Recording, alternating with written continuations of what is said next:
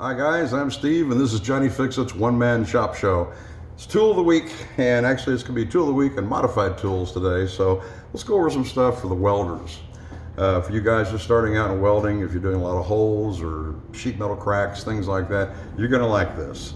This is my spoon, and if you're welding holes, you want to make sure that you're not blowing through the metal. This is the best thing in the world to back that up with. It's homemade. I just use some copper plate, and my copper plate, just like anybody else's, when I get it, it's got a film on it. So if you get this, go ahead and make sure that surface is clean. But you can lean that up against the back side of a crack, weld across there without blowing through, or weld up a hole. No big deal. That comes in handy. But now if you're working on a firewall or something that you just can't reach back there with, you've got to have a helper. And most of the time when you've got a helper, you've got all kinds of fun. Doing firewalls and doors are especially fun, especially if you've got one with 116 holes in it. And that's where this little tool comes in handy. Now, this one I've modified just a little bit, nothing extravagant, but this is a backing plate, magnetically held welder's tool.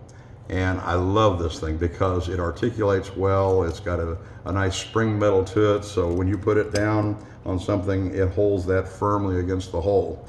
It originally comes with this little isosceles trapezoid, and which is great. It's a little thin, but if you're welding up a lot of holes, you'll find out that this starts getting pretty hot and it tends to warp a little bit. And that's the reason I set it aside after burning up a couple of them and went with some bus bar. Now the bus bar, very simple, just cut it down to size. So you've got a trapezoid here by isosceles, and you've got the Johnny Fix-It square.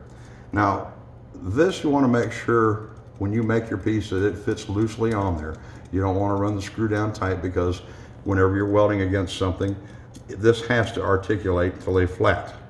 And to do this properly, to put this little plate on there, you don't want to drill your hole all the way through your copper.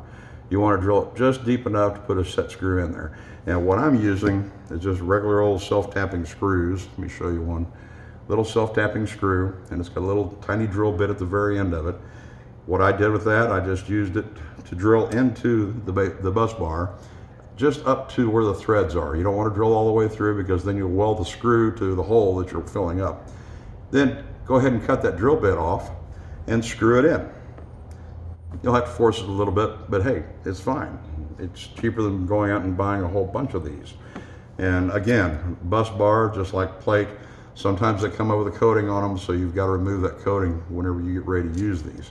Obviously, copper doesn't weld to steel, but that material that's on there will gum up your weld.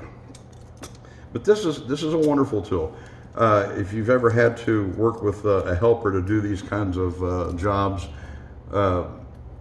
that come with all kinds of extra little problems like back talk and things like that, this tool will never sit there and ask you if you got Bud Light for today. He won't be yelling at you, "I'm getting a cramp," or "How many more holes do we have?" This is the perfect tool for that one-man welder. If you like this, down in the description, I've got a link in there. Yeah, I'm an Amazon affiliate. I make a couple cents off of these, but you can go ahead and get it on there. And I'll put a link for some copper plate too, if you want to get the copper plate. Real simple things, guys. I hope you enjoy it. I hope you use this. I know this has been a lifesaver for me. And remember, if you're not good looking, you got to be good at everything else. Let's get back to work.